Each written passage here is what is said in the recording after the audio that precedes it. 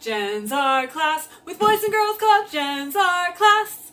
Join me this week with Jen's our class. This week's Boys and Girls Club art from home is coat of arms. What is a coat of arms? It's a symbol that represents you and your family. So what do you need? You need a piece of paper or cardstock, some Sharpies or markers, some crayons, and to ask yourself some questions like, where are you from? What are you and your family's values or talents or goals or a motto that you all live by? Here is Marcus and I's coat of arms. Over here you can see a house. Our last name Häuser means houses in German.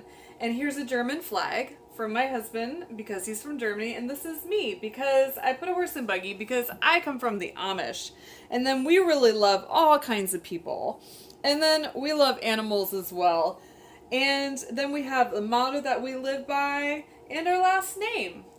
So put together your coat of arms with your family today.